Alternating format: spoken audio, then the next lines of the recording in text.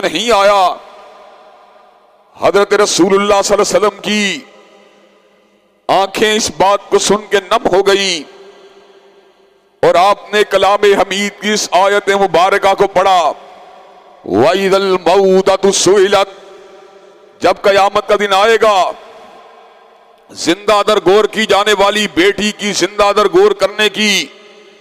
गलत काम के हवाले से